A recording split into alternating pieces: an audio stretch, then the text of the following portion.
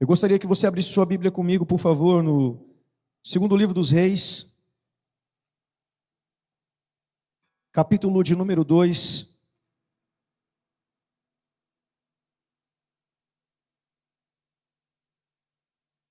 Versículo 13 em diante. 13. Segundo livro dos Reis, capítulo 2, versículo 13 em diante.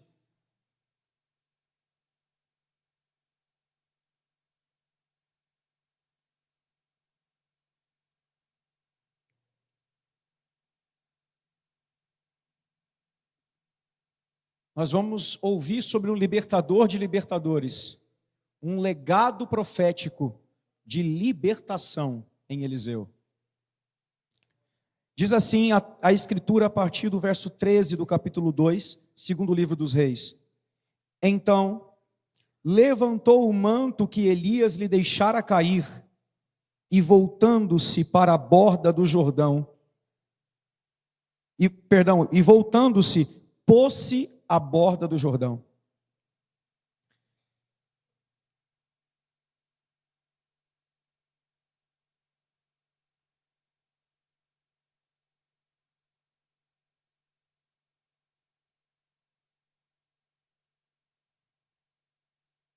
Tomou o manto que Elias lhe deixara cair, feriu as águas e disse: onde está o Senhor, Deus de Elias? Quando feriu ele as águas, elas se dividiram para um e outro lado, e Eliseu passou. O outro texto que eu quero ler com você está no capítulo 6 do mesmo livro. Segundo livro dos Reis, capítulo 6, a partir do verso 1.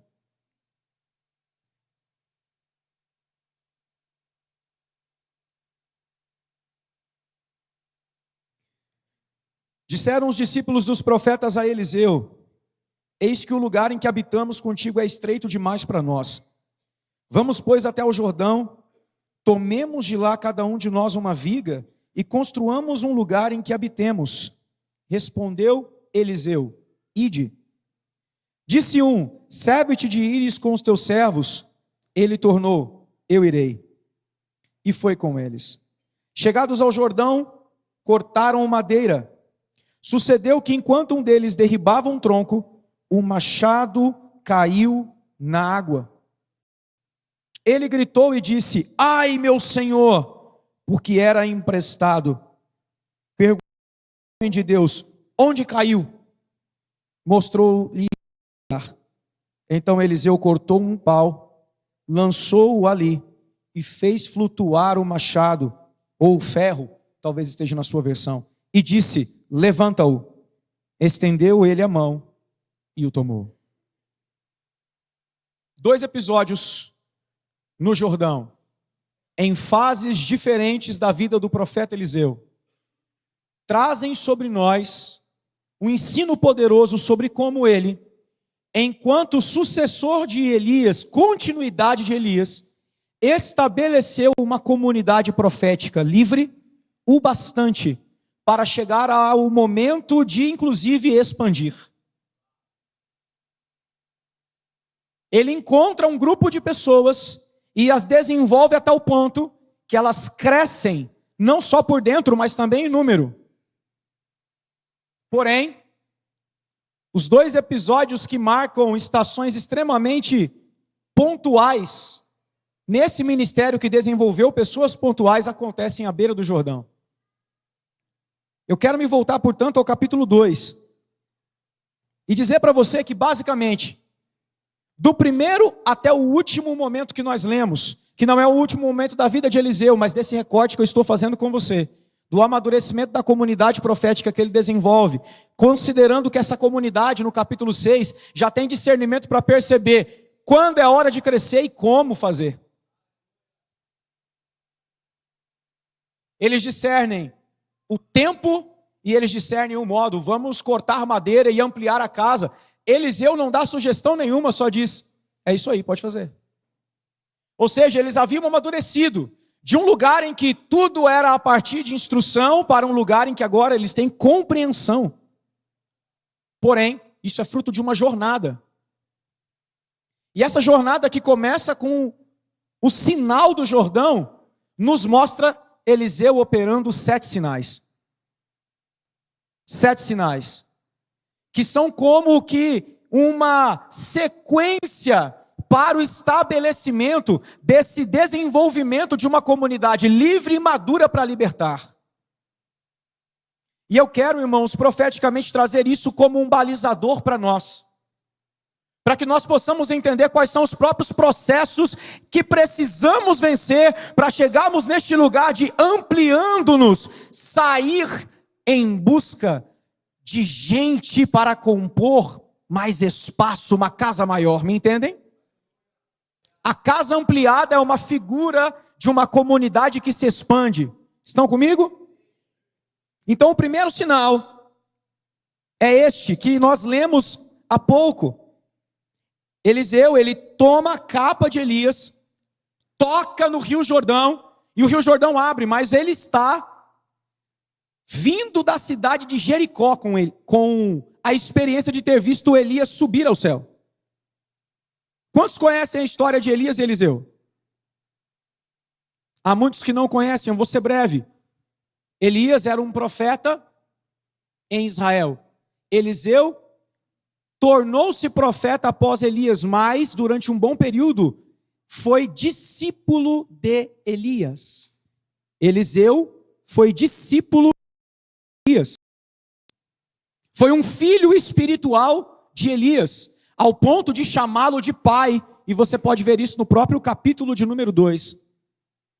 Eliseu testemunha Elias desenvolvendo outras pessoas em comunidades proféticas que já existiam em Israel, mas ele tem a oportunidade de ser pessoalmente desenvolvido por Elias. Ele caminha com Elias por anos, tendo um discernimento de que chegou o tempo de que Deus levaria Elias.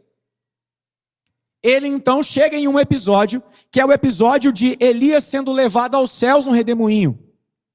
Elias o manda ficar nas cidades por onde estava passando mais de uma vez, mas ele diz: não, meu senhor, onde você for eu vou contigo. E aí, Elias, percebendo que Eliseu não sairia do lado dele, vira para ele e diz: olha, o que você quer de mim? Eliseu, discípulo, filho espiritual, responde ao seu pai: eu quero porção dobrada do que há em você. E Elias então responde: se você me vir subindo ao céu em um redemoinho, então cairá sobre você essa porção dobrada. Logo, a jornada de Eliseu, que começou com submissão e permanência, só encontraria êxito com submissão e permanência. Se no cansaço entre uma cidade e outra, ele decidisse dar uma dormida e não mais caminhar, ele perderia o momento em que o manto cairia sobre ele. A primeira coisa que eu quero falar para vocês, ainda não sobre os sinais, mas como instrução, é: não há desenvolvimento de uma comunidade de libertadores sem submissão e peçã. Toda palavra nos desafia a sair de um lugar. Manter-se na palavra é continuar andando para fora de onde saímos, na direção para onde estamos. E muitos de nós caímos recuando para o estado anterior. Por isso eu pedi para que o pessoal insistisse com mais uma adoração. Porque, irmãos, nós somos atravessados pelo poder do Espírito em reuniões como essa. Sentimos o impacto disso, mas na segunda-feira Satanás consegue fazer a gente pensar que isso não foi verdadeiro e que a gente continua o mesmo. Sabe o que é isso? É insubmissão à palavra, que pode te remover do lugar de prisão. Eles estavam em Jericó. Jericó é uma cidade fortificada. Quando Israel invade Jericó, lá nos tempos ainda de um outro significado, Josué, que também tem um nome que significa Deus é salvação, nós vamos entender o nome de Eliseu daqui a pouco. Josué invade Jericó e o Senhor libera uma palavra sobre Jericó, que quem tentasse reconstruir os muros ia perder a família inteira enquanto fizesse isso. Jericó é uma cidade impenetrável, preste atenção. Eliseu começa o seu ministério abrindo um acesso para sair de Jericó. E a pergunta que ele faz aos céus é: onde está o Deus de Elias? A resposta dos céus, com as águas abertas, não é uma resposta de poder somente. É uma resposta de confirmação da aliança que este filho tinha com este pai. Porque o nome Elias significa Deus é o meu Deus. Mas o nome de Eliseu é um esticamento do nome de Elias. Eliseu significa Deus é salvação ou libertação. A pergunta dele é: onde está o Deus de Elias? A resposta é abrindo acesso para ser o Deus de outros. Elias é um homem que vive ministerialmente sozinho, boa parte do seu ministério por causa dos seus problemas interiores. Quando Deus o expande, ele entende: profetizar só não é bom o bastante.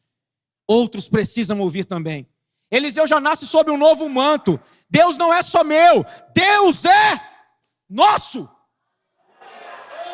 Abra-se um caminho para algo novo. Por isso, quando ele atravessa o Jordão, a primeira coisa que ele vê é um grupo de filhos dos profetas. O primeiro encontro de Eliseu é com a coletividade, não é com a experiência individual de poder. É como se Deus dissesse: você então quer que eu não seja só de Elias, mas salvação a outros? Eis aí o teu rebanho. O problema é que o rebanho de Eliseu não reconheceu nele seu pai espiritual. E aí o texto vai dizer, meus irmãos,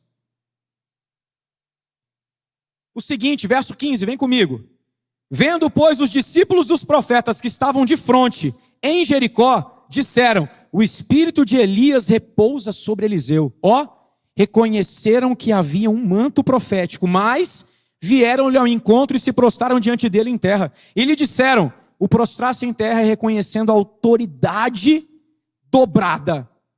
Nós podemos estar diante de gente que tem poder, mas não entendermos que de fato o acesso a isso só acontece quando lhes entregamos o coração. Então olha o que o texto diz: eis que entre os teus servos há 50 homens valentes, ora, deixa-os ir em procura do teu Senhor. Teu Senhor é Elias.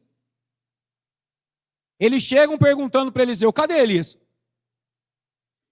Pode ser que o Espírito do Senhor o tenha levado e lançado em algum dos montes ou em algum dos vales. Porém ele respondeu: não os envieis. Eles chegam perguntando: temos aqui 50 homens para procurar Elias. Pode ser que Deus o tenha lançado em algum monte ao levá-lo para o céu. Eles testemunharam a cena. Ainda que à distância, Eliseu responde: não gastem tempo com isso, não façam isso. Porém o texto vai dizer que, olha só, mas eles apertaram com ele, fustigaram-lhe o coração, até que constrangido lhes disse: enviai. E enviaram 50 homens que o procuraram por 3 dias, porém não o acharam. Então voltaram para ele, pois permaneceram em Jericó. E ele lhes disse: não vos disse que não fosseis? Aqui eu quero ser objetivo, irmãos. Todo aquele que, sendo imaturo, mas tendo potência, não entende que Deus levantou alguém para desenvolvê-lo, perderá tempo da sua vida buscando coisas que passaram e hoje já não são mais.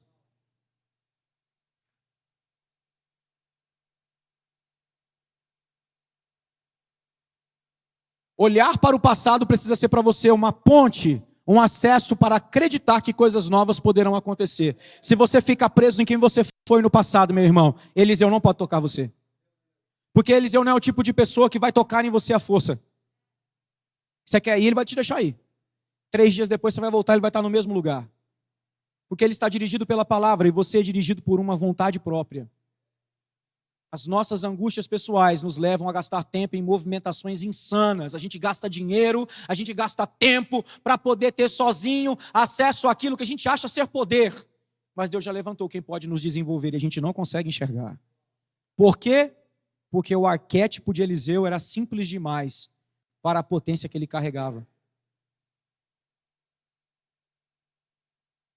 Tão simples que nós veremos ainda na sequência desse capítulo jovens saindo de uma cidade chamada Casa de Deus, menosprezando Eliseu e zombando dele.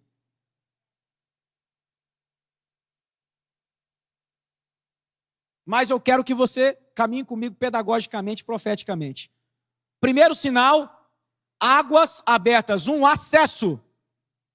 Repita comigo, Deus abre acessos a novas estações. Entre nisso. Comece a andar pela fé, meu irmão. Andar pela fé não é andar pela razão. Ah, eu não consigo, eu tenho medo. Tenta. Vai. Ouve uma palavra. Isso é fé. Se você espera o seu interior mudar para fazer, você não precisa de fé. E um santo anda pela fé. Segundo sinal. Versículo de número 19. Logo após ele ter dado a instrução ao grupo de profetas, ele chega próximo a uma cidade. Os homens da cidade disseram: bem situada esta cidade, como vê o meu senhor, porém as águas são más e a terra é estéril.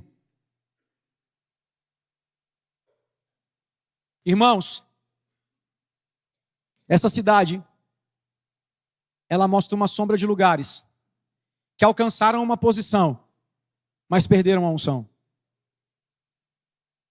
Uma cidade não seria estabelecida se ela fosse um lugar estéril. Não é socialmente coerente que pessoas estabeleçam cidades em lugares inóspitos. O que os cidadãos estão dizendo aqui é: a cidade está num bom lugar, não está? Mas não produz mais nada. Como é que vocês acham que essa cidade virou cidade se ela não produzisse nada, irmãos? É normal das civilizações estabelecerem cidades em lugares que são rota para alguma coisa ou que são próximas de matérias-primas. Então essa cidade não começou assim.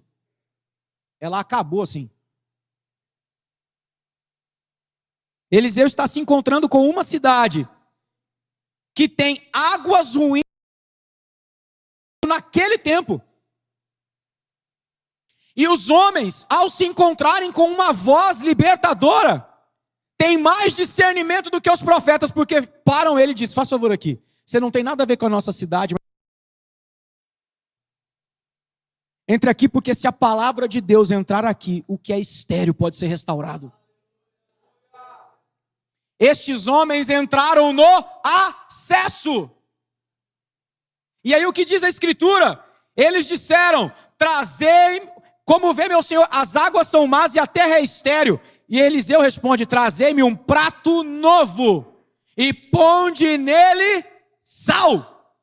Irmãos, há comunidades inteiras que ainda se gabam das glórias do passado, de quando, fluindo em uma palavra, Deus os posicionou em um lugar de autoridade, mas agora nada mais são do que lugares estéreis, que precisam da visitação de libertadores, para, trazendo um recipiente novo, liberar um conteúdo novo, novos odres com vinho novo. Porque em si mesmo são odres velhos, cujo conteúdo adoeceu.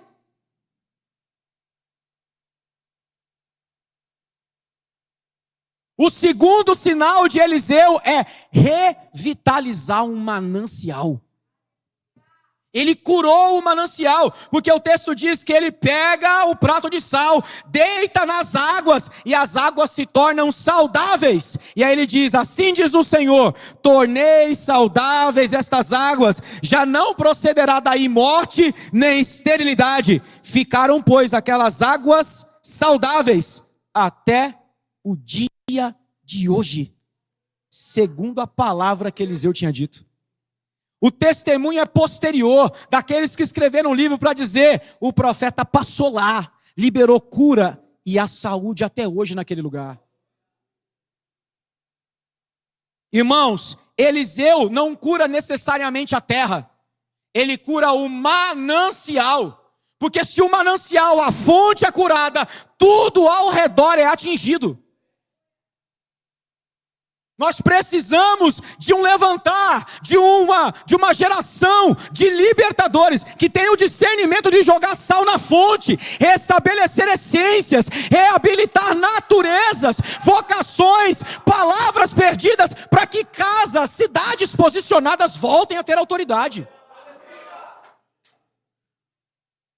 Porém, somente homens conseguem discernir profetas. E aqui eu não estou falando de machos. Eu estou falando de gente adulta. É preciso ser muito homem para reconhecer que Deus nos elevou, mas aqui não tem mais Deus. Só que é preciso ser muito humilde para entrar nessas cidades sem desonrar estas pessoas que nos receberão, reconhecendo a graça que está sobre nós. Presta atenção. Para reabilitar manancial, teu coração tem que ser batizado de humildade. Deus nunca vai dar a você uma palavra de autoridade se o seu coração for arrogante. Porque para que pessoas se submetam a nós, colocando o manancial delas à nossa exposição, a gente tem que ser o tipo de gente humilde o bastante para acessar como um recipiente novo, liberando o sal que cura. Não é julgando os outros que nós vamos acessá-los.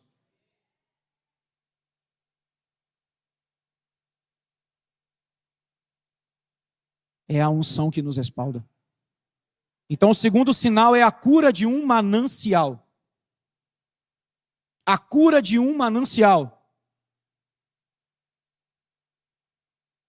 Terceiro sinal, ainda nesse capítulo. Verso 23.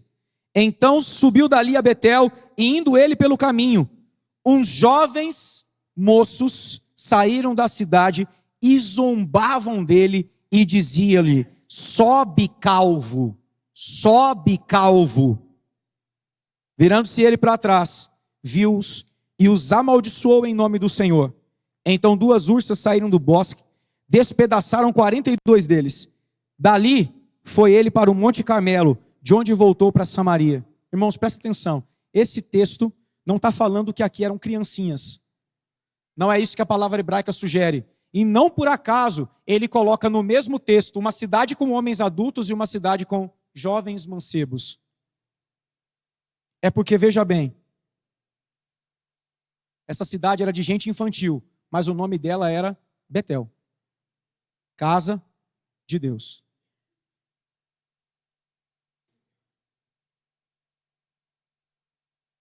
E o que eles falam a Eliseu não é que ele é careca.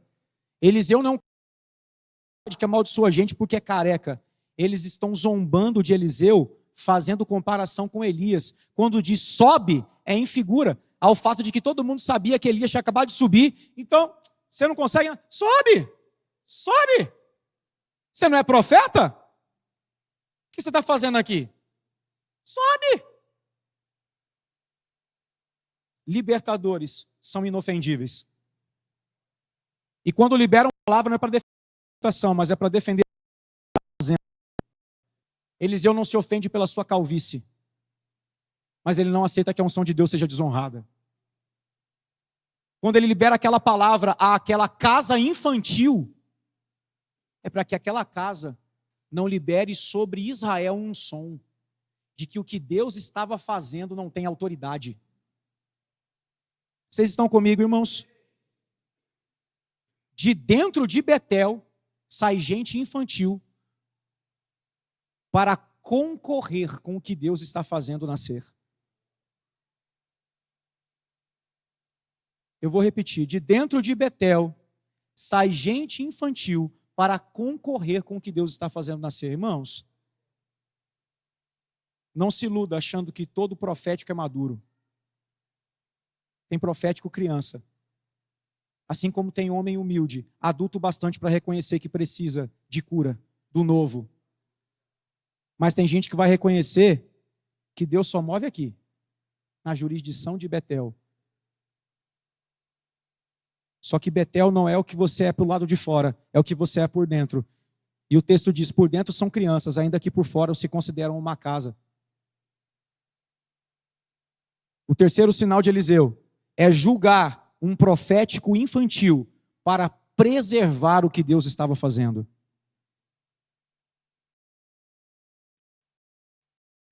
Eliseu é tomado de uma coragem para definir: Deus não está nisso. Amaldiçoar é justamente mostrar a oposição de Deus a algo. Sabe o que Eliseu está dizendo? Deus não está na sentença de vocês. Vocês podem se chamar casados. Deus não está na sentença de vocês. Porém, ele não amaldiçoa a casa, ele desabilita as bocas infantis.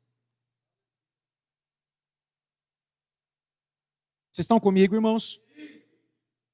Ele não amaldiçoa, ele desabilita as bocas infantis. As ursas não destroem todos, destroem os 42 infantis,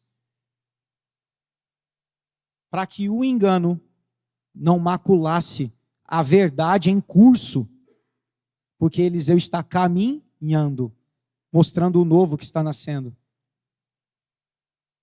A quarta operação, ou quarto sinal de Eliseu, está no capítulo 4. Porque as histórias de Elias e Eliseu estão no livro dos reis. Eles não são reis, mas são homens que Deus levanta para um governo espiritual em tempos de apostasia.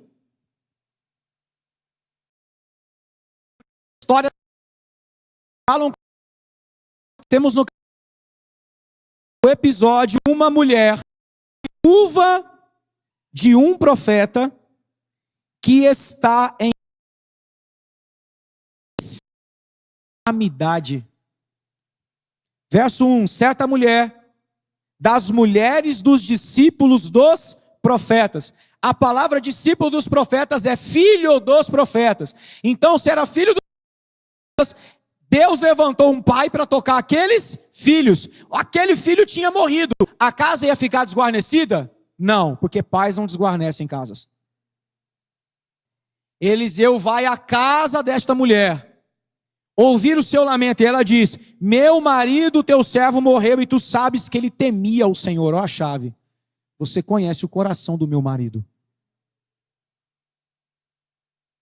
Você sabe que esta casa não é uma casa de engano. Esta é uma casa comprometida com o que Deus está fazendo. E aí ela diz: é chegado o credor para levar meus 2 filhos para lhes serem escravos. Libertadores não admitem que opressão chegue em casa de gente que Deus levantou para libertar.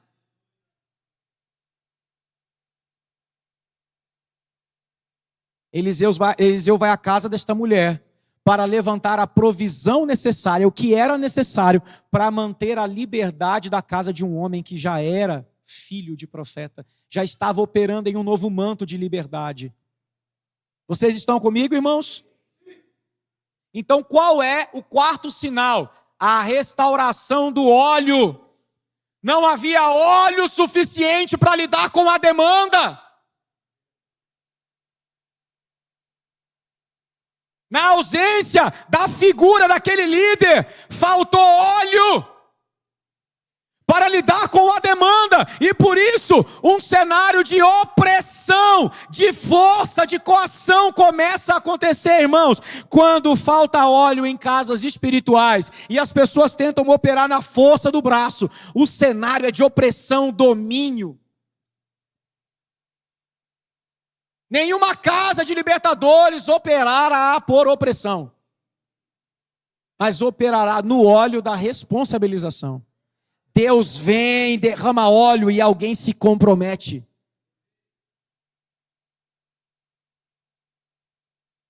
Ele multiplica o óleo, o azeite, na casa desta mulher. Vocês conhecem essa história? Ela vende o óleo e paga e vive com o... Uau, ela vive, é uma provisão para toda a jornada daquela família. A restauração do óleo de acordo com a demanda.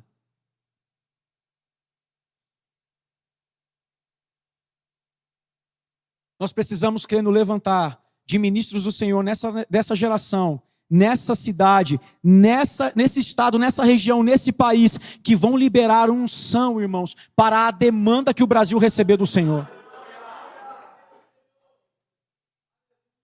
Para que não façamos nada sob jugo, mas na liberdade do Espírito.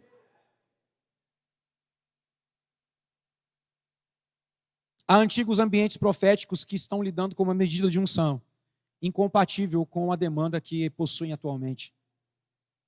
Precisam ser tocados, restaurados no óleo, na unção. É gente que entendeu coisas, mas precisa ser expandida. É gente que ministrou coisas que agora já não tem mais a mesma vida de antes. Precisam ser restaurados do óleo.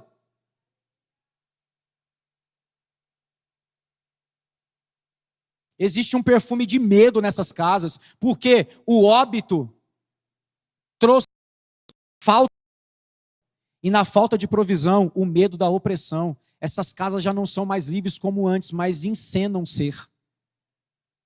Alguém precisa ser instrumento de Deus para tocar estes lugares. Porque ainda tem gente com temor do Senhor, para reconhecer que o que Deus está fazendo precisa passar por ali. O quinto sinal, meus irmãos, no mesmo capítulo, mas agora no versículo de número 19. Quero ler com você o texto, antes de dizer o sinal.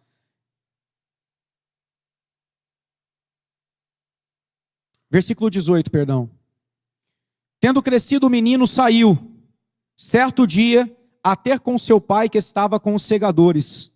O menino foi com o pai. Trabalhar com o pai. E o que acontece enquanto ele está trabalhando com o pai, disse a seu pai: ai, a minha cabeça!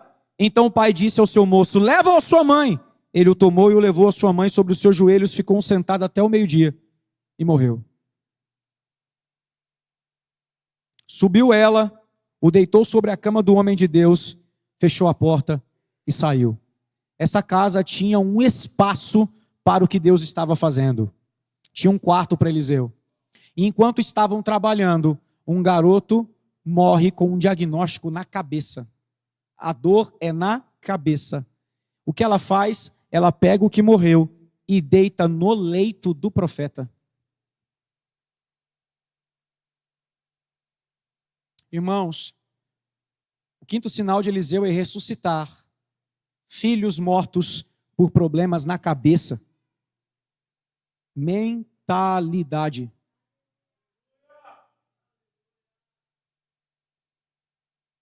Primeiro os paralisa, depois os sepulta. Observando o texto, o que parece que esse garoto teve um acidente vascular cerebral, porque primeiro ele perde os movimentos do corpo, depois ele morre definitivamente. Eu não quero me ater à parte médica, eu quero ser profético. Esse garoto foi ferido na cabeça. Há muita gente com potência profética que Satanás está atacando é aqui, ó. Gente que estava funcionando, estava atuando e de uma hora para outra desmoronou. Porque foi atingido na cabeça. Só que a cura não é o profeta indo lá onde o garoto caiu. É o garoto deitando no leito do profeta.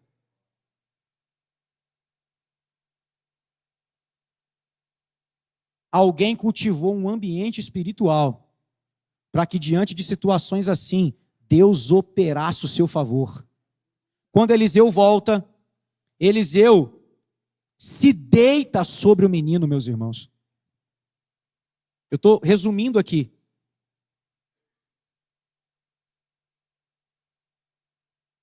Ele, diz o texto, coloca a boca na boca do menino, a testa na testa do menino. Ele deita em cima do menino, o corpo do menino aquece. O menino se levanta e a primeira coisa que o texto diz que o menino faz depois de espirrar é ver.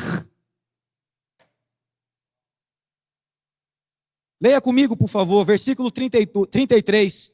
Então, entrou, fechou a porta sobre eles ambos e orou ao Senhor.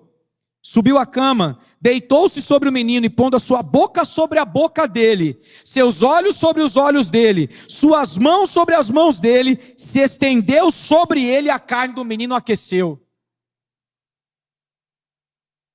Meu irmão, Eliseu entrou nesse menino. Ele repousou sobre esse menino, como o Espírito repousa sobre aquilo que deseja fazer. Então se levantou, andou no quarto uma vez de lá para cá, tornou a subir, porque o garoto se aqueceu, mas não havia se mexido, e se estendeu sobre o menino de novo. Este espirrou 7 vezes e abriu os olhos.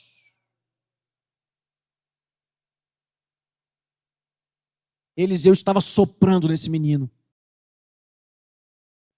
E a resposta é que o ar que entrou agora deu um sinal. Seus olhos foram abertos. Essa movimentação de libertadores ressuscita filhos mortos atingidos na cabeça, problemas emocionais, problemas de mentalidade, de distorção de compreensão, problemas de sofismas, linguagens que adulteraram a mente, em nome do Senhor Jesus, serão curadas em nossa estação. Irmãos, nós veremos irmãos com TDAH conseguindo meditar em Deus, porque não é possível. Se a Escritura diz que nem o louco errará o caminho, que o Espírito não possa ser ouvido por alguém que tem um transtorno em sua mente, você ouvirá o Senhor. A sua mente será terreno para Deus, a sua terra será sarada, o seu manancial será curado. Você não viverá atormentado. Psicólogos serão dedo de Deus para deitar em cima de você, boca com boca, cabeça com cabeça, soprar até você ver. Em nome de Jesus, é uma nova estação. Eu não aceito no meu espírito, irmãos, é uma indignação ver aqui entre nós, entre santos, hajam aqueles que partam por suicídio. É uma santa indignação. Não dá. Eu sei o que é ser atingido por setas de desejo de suicídio. Eu não consigo imaginar o meu irmão sucumbindo diante de uma seta dessa. Se é preciso que alguém deite, eu não preciso ser Eliseu, mas eis-me aqui, Senhor. Alguém precisa ouvir onde está o Deus de Elias, está acessível, deitado na sua cama, soprando na sua boca, para reabilitar sua mente. Não está preso em Jericó, não está preso em você mesmo, está para além.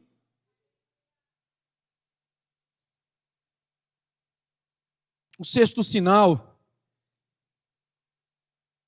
é a provisão de uma dieta adequada para a nutrição de uma nova geração de profetas. O sexto sinal, na verdade, pode ser dividido em 2. No mesmo capítulo 4, Eliseu faz 2 intervenções relacionadas à alimentação. Na primeira, ele sara uma panela que tem uma comida mortal. Na segunda, ele multiplica uma comida para alimentar quase 100 pessoas. O cenário é o mesmo, e há alguns que, estudando o texto, acreditam que os 100 homens são 100 filhos dos profetas da casa profética de Eliseu. Como essa gente vai comer? Esse pai está habilitado para gerar comida. Ele transforma o que poderia matar em vida, e ele multiplica o que Deus envia. Porque ele não aceita comer sozinho. Ele sabe quem ele é. Ele dá ordem, vá buscar comida, e ele sabe o que significa. Esse filho pode errar, mas ele tem graça para curar o erro, para que o filho não morra enquanto está sendo desenvolvido.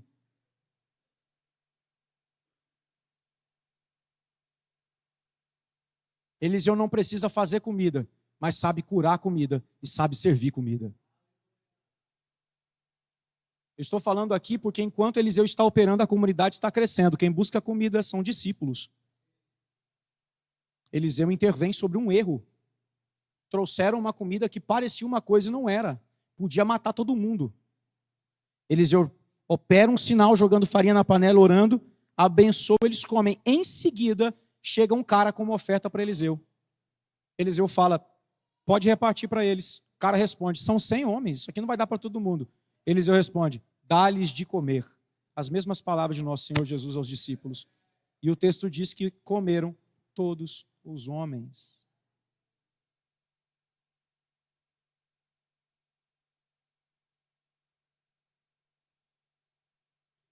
Esse tipo de gente não vai comer sozinha. Aquela comida era para Eliseu. Mas ele disse, dá-lhes de comer. Porque tudo que um pai recebe não é para si. A Escritura diz que pais não entresouram para si, mas para os filhos. E quem entrega diz, mas não é suficiente para todo mundo. Quem sabe o que é suficiente é quem tem olhos para ver. Eliseu libera uma palavra. E a palavra de Eliseu alimenta 100 pessoas. Então, irmãos, esse legado de libertadores traz provisão de uma nova dieta para uma nova geração. Tem gente comendo comida estragada e morrendo. E tem gente passando fome por aí, meus irmãos. É preciso alguém que livre do que é mortal e multiplique o que é saudável.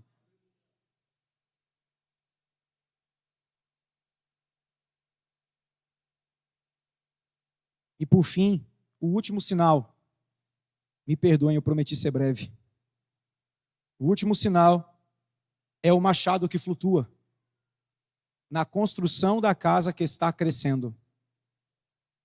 Vamos ler de novo o texto? Rapidinho.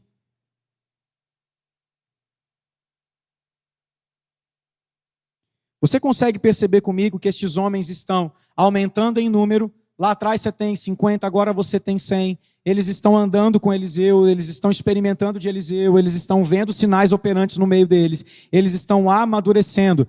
E agora, os homens que aprenderam a buscar comida, os homens que viram Deus multiplicando azeite, os homens que foram recebendo medidas de graça, chegam a um nível em que conseguem ter discernimento para realizar coisas que gente mais madura pode realizar.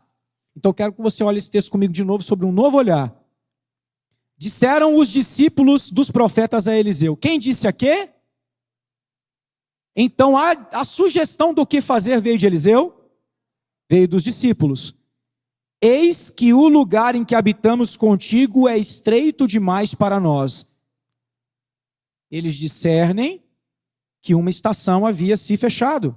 Aquela casa era para um tempo. Ela não cabe mais. Então eles são sábios agora no discernimento de tempo. Mas não basta saber os tempos, é necessário saber os modos. E aí ele diz, vamos pois até o Jordão, onde tudo começou, onde um acesso para algo novo foi estabelecido. Vamos voltar às nossas raízes e gerar um ambiente de expansão. Tomemos de lá, das nossas raízes, das nossas fontes, cada um de nós uma viga, cada um de nós uma matéria-prima, uma essência, uma compreensão, e construamos um lugar em que habitemos, um lugar maior, que caiba mais gente. Não é fruto da ambição, mas de um discernimento espiritual. Estamos em uma nova estação, mas não abandonamos os nossos valores. A forma está mudando, mas a nossa essência permanece.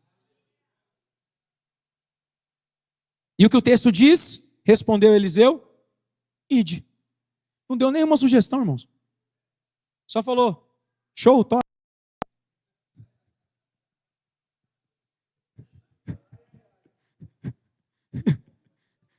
Piada interna. Escola ministerial do ano passado. Só falou, show, top. E a galera falou, peraí, show, top. Você vai com a gente? Ele respondeu, eu vou. Opa. Não fez nenhuma sugestão porque o discernimento de tempo e modo estava Mas perceba, homens que crescem não desprezam seus pais. Pai não é útil enquanto me diz o que eu tenho que fazer. Pai é pai pelo que é.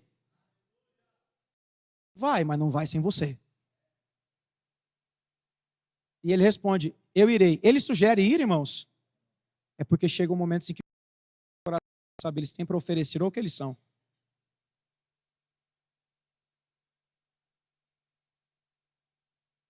E discernindo isso, ele fica em silêncio.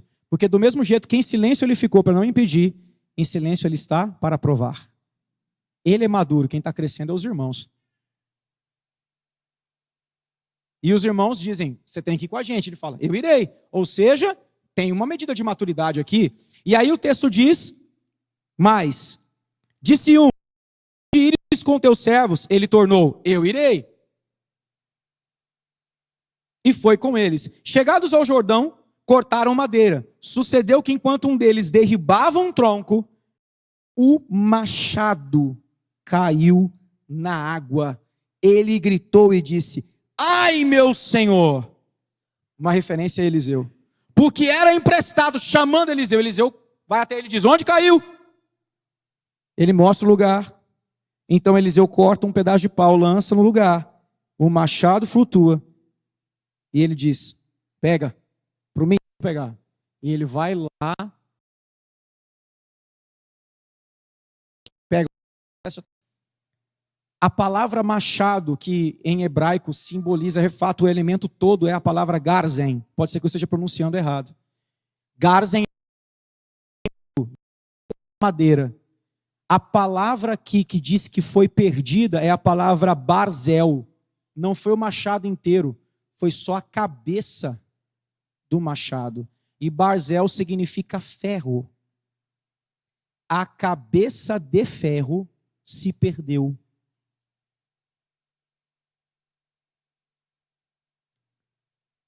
A palavra que dá origem a esse entendimento, a palavra barzel, ela sugere, com a sua escrita, uma ferramenta, tipo uma vara.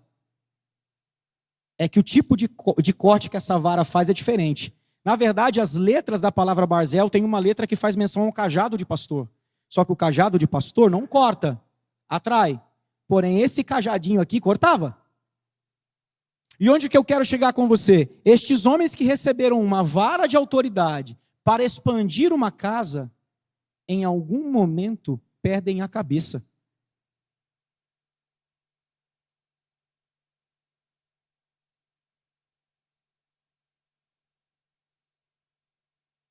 E quando homens perdem a cabeça, pais reposicionam mentes. Onde foi que caiu? Como ele é adulto, ele sabe, foi aqui. Ele faz flutuar e diz, mas pega de volta. É necessário se abaixar e humildemente reconhecer que perdeu a cabeça, porque é isso que restaura a autoridade.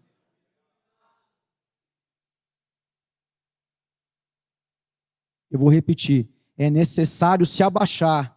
Eliseu fala, pega, reconhecer que perdeu, porque o machado era emprestado, concedido, tal qual os dons de Efésios 4. Como alguém pode pegar o que é concedido e perder isso em um lapso de loucura, achando que pode exercer a força que quiser, do jeito que quiser? Porque agora eu tenho o projeto certo, a palavra exata, eu faço do jeito que eu quiser. Deus, por sua graça, mostra para a gente, você perdeu a cabeça. E só pode ser restaurado na autoridade. Quem se inclina, pega e volta. Há uma geração de varas de ferro cortante. Eu quero dizer, cuidado para não perder a cabeça com o poder que Deus pode te dar. Com a expansão que Deus pode fazer e com o lugar que Deus pode te levar. Cuidado para não perder a cabeça. O que faz você não perder a cabeça é encostar a cabeça no coração de alguém. Um pai. Que pode não ser mais a pessoa que diz o que você precisa fazer. E nem quando você precisa fazer, porque você já é adulto para discernir. Mas vai mostrar para você quando o seu coração se perdeu da vara. Do pastoreio. E eu quero encerrar dizendo, irmãos, lá adiante, em 2 Reis, um texto me chama muito a atenção. Falando quase no final do último dos reis que conviveu com Eliseu.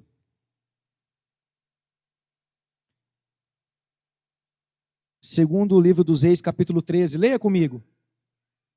Quero compartilhar com você um devaneio, que para mim é um testemunho de quem Eliseu foi para a sua geração. e para além dela.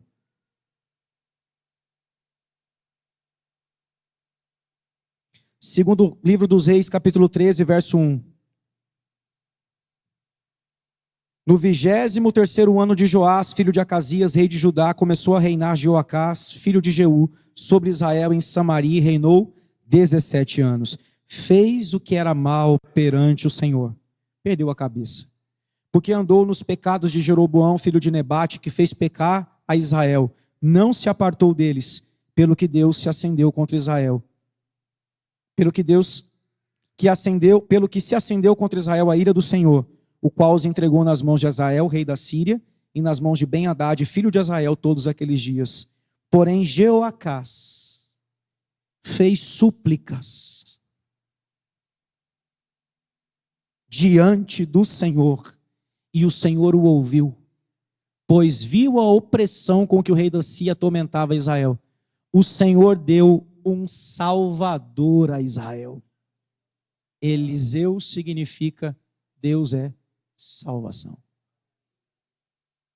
Um salvador a Israel, de modo que os filhos de Israel saíram de sob o poder dos sírios e habitaram de novo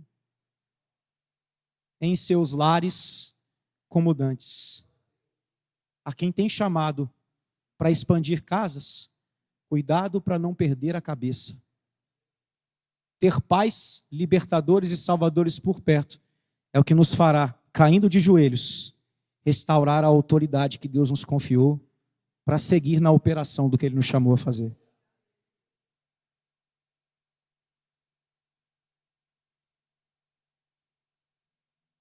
Irmãos, no fim dessa escola, essa é a palavra que eu quero compartilhar com vocês, reconhecendo mais uma vez que eu tenho pai.